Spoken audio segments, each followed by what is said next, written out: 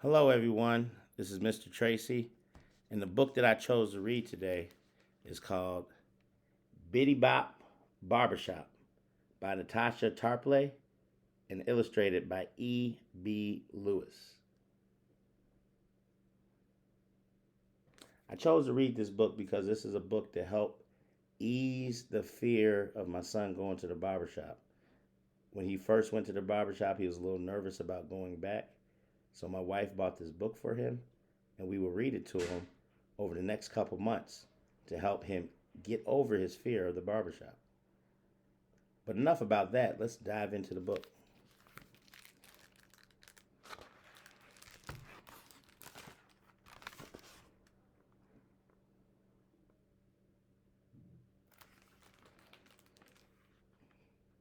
Early Saturday morning, Daddy comes to wake me with our secret knock. Bippity bee bop bop. Bippity bee bop bop. You up, little man? Daddy pokes his head into my room. Yeah, I'm up, I said excitedly and jumped out of bed. I can hardly wait. I'm going to get my first haircut at the barbershop today. Mama and my little sister Kiana are still asleep. Daddy and I have the house all to ourselves.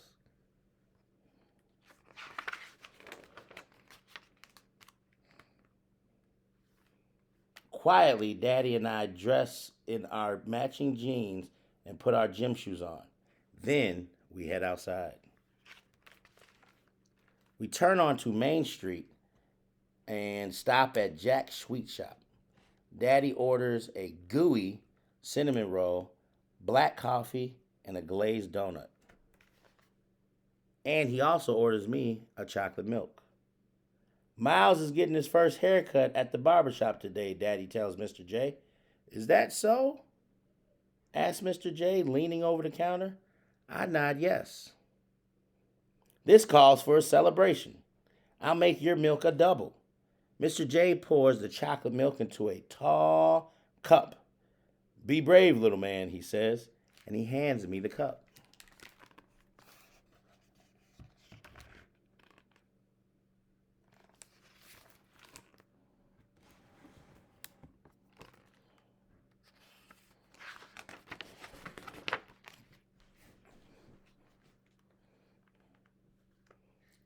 We ate as we walked, but up ahead I see the green and yellow aligning around the white letters on the window that say Seymour's Barbershop. Next to the door is a short white barber pole. It has red stripes which curl and swirl around it like strange fish swimming in a sea of white. And there's Mr. Seymour in the window with his wild gray hair, dusting off his big shiny chair. Mr. Seymour has been Daddy's barber since Daddy was a kid like me. Now he'll be my barber too.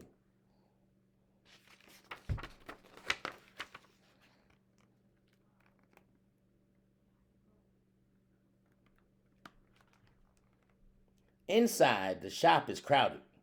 Daddy stops to whisper something to Mr. Seymour, and then we walk to the back of the shop and find a seat. Hey there, Charles. Hey there, little man. What's going on? People call out as we pass. First haircut, one of the men asks. I nod yes. Nothing to it, he says. Just gotta be brave. All these people are telling me to be brave, but I don't know exactly what they mean. What does brave mean, Daddy? It just means that you are not afraid, Dad says. When we sit down, I practice being brave.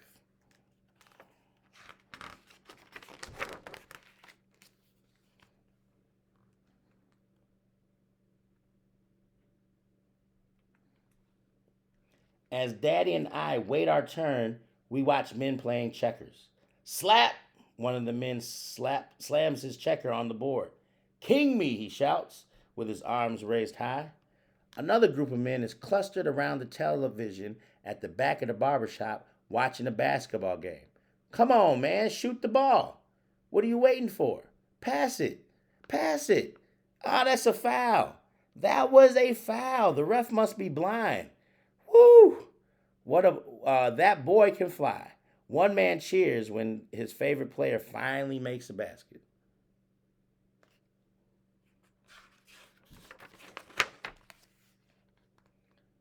Jazz music, loud voices, and laughter blend with the bzzz of the clippers and the soft swoosh, swoosh whisper of the scissors skimming loose hairs from freshly cut heads. I look at the men in the row of chairs in front of me. I can see their faces in the long mirror that runs along the entire wall of the shop. The man in Mr. Seymour's chair is getting his head shaved. Take it all off, he says. A patch of sunlight gleams right on top of his bald head.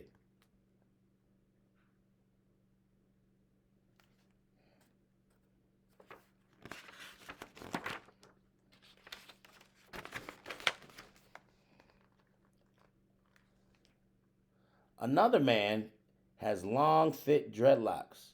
He's getting a shave with a straight razor. When he leans all the way back in the chair, his locks almost touch the floor. The next man is getting his haircut low all around. The clippers go back and forth, dipping and gliding across his head, making smooth waves that ripple through his hair. In the last chair, there's a kid, a little older than me, getting his big curly afro trimmed. Just a little off the side, he says. But none of the styles I see look like me.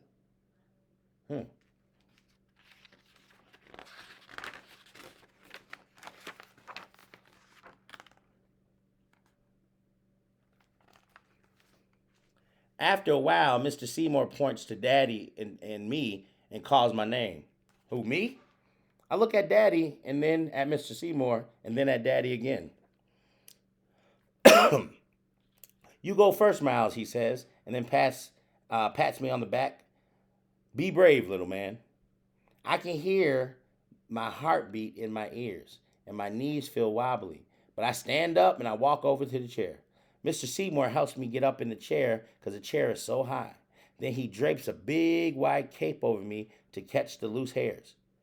What style would you like for the first haircut, little man? Mr. Seymour asks. I don't know. I shrug my shoulders. I don't know.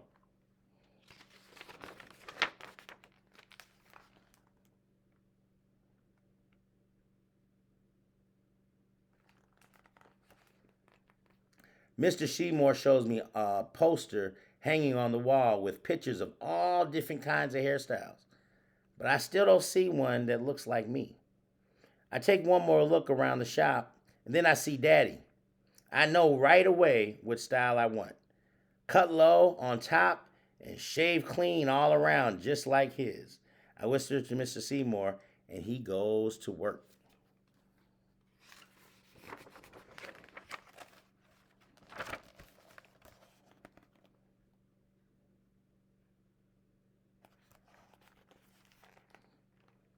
Mr. Seymour takes out his pick. He picks my hair until it's fluffy and it stands up high. Then with his scissors, he begins to cut my hair just like Mama used to do at home. But when he finishes with the pick and scissors, I hear him turn on the clippers. My heart starts beating fast again. Will the clippers hurt? What if Mr. Seymour accidentally cuts off my ear? It's a lot to think about. Look at that face. That face tells it all right there.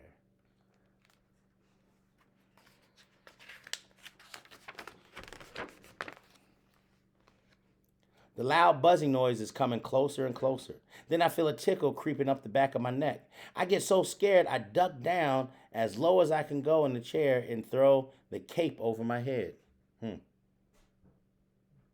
I peek up from under the cape when Mr. Seymour turns the clippers off. Daddy is squatting right beside me. I tried to be brave, but I didn't know how. I said with tears in my eyes.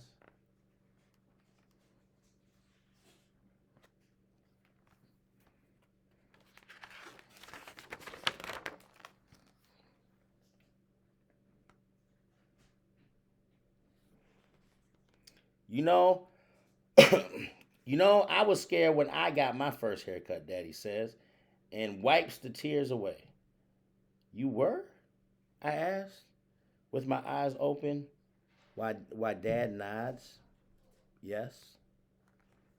But I'll tell you a trick. Pretend you are a giant so tall your head touches the sky, and the buzzing of the clippers is just the sound of airplanes zooming by. Or maybe you're a superhero saving the earth from a swarm of killer bees. Try it. I promise you, you won't be frightened anymore. So I close my eyes and think about giants and my favorite superheroes, but I can't picture any of them getting a haircut. Uh, then I remember watching Daddy get his haircut. The way he sits tall and closes his eyes halfway, like he doesn't have a care in the world. I think about how brave Daddy is, and I get brave too. Hmm.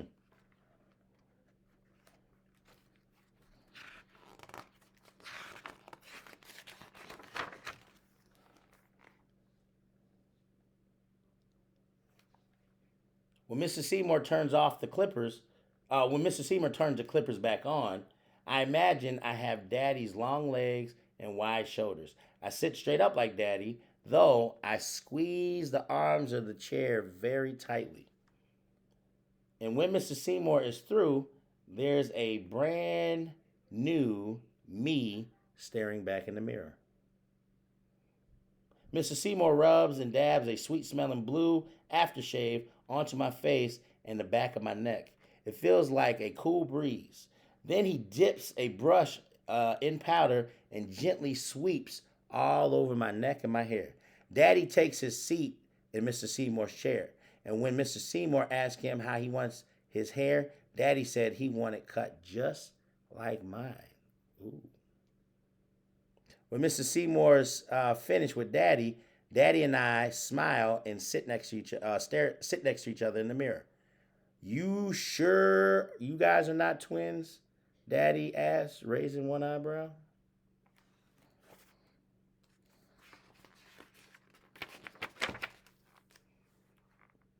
On the way out, some other men in the shop hold their hands up to me for high fives. Looking sharp, man, they say. Guess I can't call you little man anymore, Miles. You're one of the big boys now, Mr. Seymour says and shakes his hand. See you next time.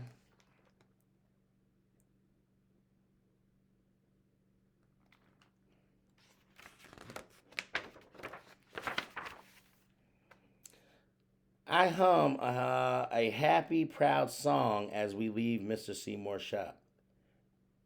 Bippity bop, bippity bee bop bop. Daddy picks up the tune. We walk to the rhythm of our music, two cool cats, side by side.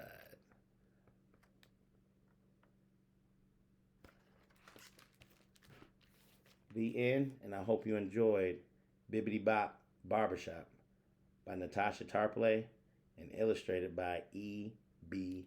Lewis.